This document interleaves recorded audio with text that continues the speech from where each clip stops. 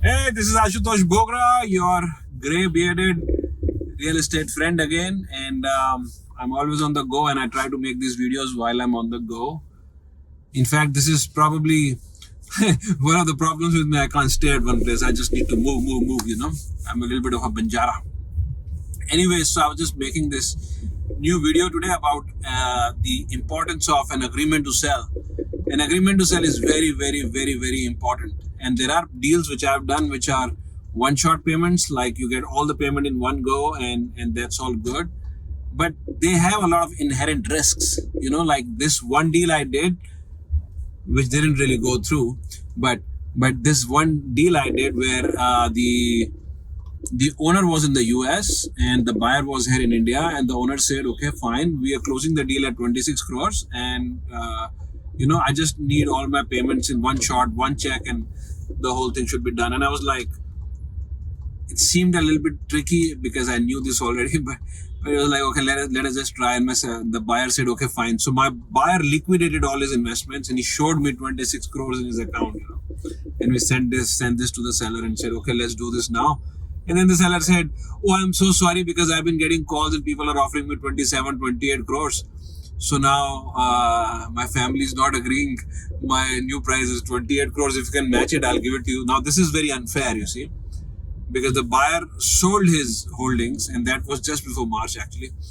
And the buyer sold his holdings in mutual funds and whatnot, and now it became taxable also, you see.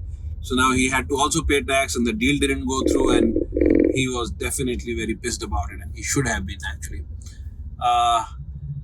Thank God he had not bought the stamp papers, because add to this, if the buyer also buys a stamp paper paying, say, 7% of 26 crores, whatever that is a lot of money, like in crores. And that would be a big problem again, because when you try to get a refund, some of that money is deducted, maybe 10-20% or whatever it is. So in fact, I just got somebody's refund, so I'll find out what exactly is the refund they got and share that with you in another video, like how much refund you get and the procedure and whatnot. But it takes a long time, a lot of hassle and all that. So this is a problem with the deals where there is no agreement to sell and there is a one-shot payment.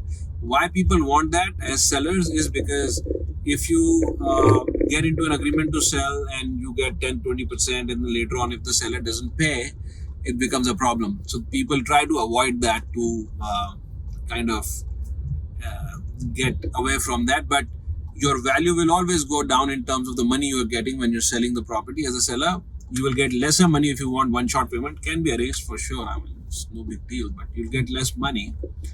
And there is always this risk, what if the buyer also backs out because he gets a better deal or something else happens? He says, no, I don't want to buy it anymore.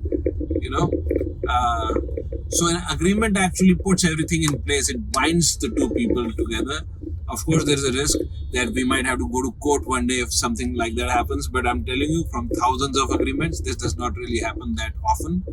You must always do the due diligence on the guy you're dealing with, whether that's the buyer or seller.